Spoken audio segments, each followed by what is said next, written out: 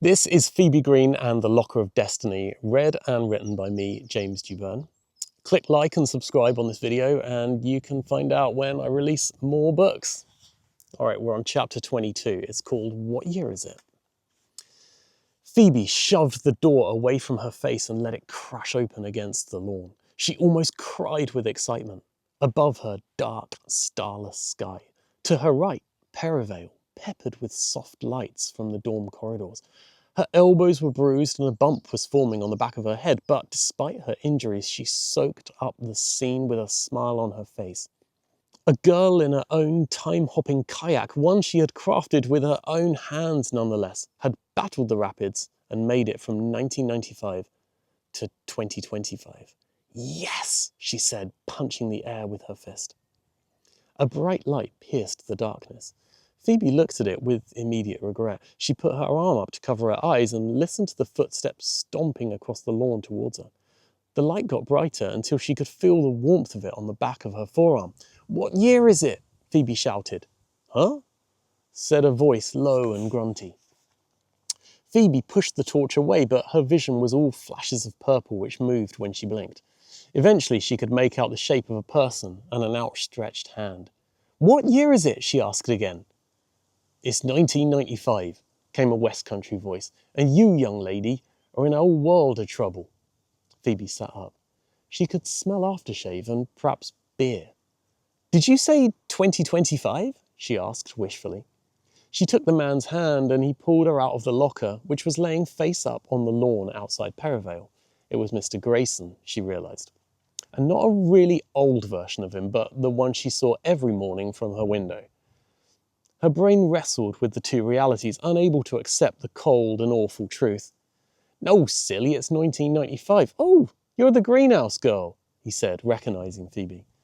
No, this can't be happening, she thought. She'd travelled, she was sure of it. She had the bumps and bruises to prove it. 1995, she said. "Are you sure?" He chuckled. "Sounds like you've had a beer and all. Let's get you inside." She looked up at Perivale and counted 2 windows up and 3 windows across to find Dorm 7. The light was on and her 5 roommates were crammed against the glass. To the left and right, other dorms had the faint silhouettes of spectators to her shameful failure. Everyone in the school seemed to be staring down at her. She could practically hear the titters of laughter. She let go of Mr. Grayson's hand, suddenly feeling sick with shame. But how had she got from inside to outside? As she crossed the lawn, she looked up at the window to Dorm 7. The light flicked off and the curtain drew closed. At the door to Perivale, Mr. Grayson crouched down and wiped a tear from Phoebe's cheek with the tip of his finger. "Them girls have played a nasty prank on you," he said, "but don't worry. That type won't get anywhere in life. They're mean because it binds them together, but that's not real friendship. They'll leave this place with nothing but guilt when they realise what they've done." Phoebe nodded. Tears rolled down her cheeks. She was the laughingstock of Perivale. The girl who believed she could travel through time, but whose dreams had been carried outside and dumped on the lawn like a broken fridge. "Tomorrow I'll speak to Miss Perivale. Must have taken half a dozen of them to get you into that box and outside." "It's not on," Mr. Grayson said. "No, please don't," Phoebe replied. "I got in the box myself. I'll deal with it. Can you just get rid of it?" He nodded, saw Phoebe into the building and closed the door behind her. Just as she had that first night, she ran up the stairs, along the lockerless corridor and into her dorm.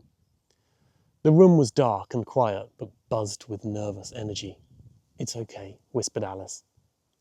Phoebe set her mum's diary onto the bedside table and climbed into bed without saying anything. "Happy Halloween," came a whisper from Megan's bunk.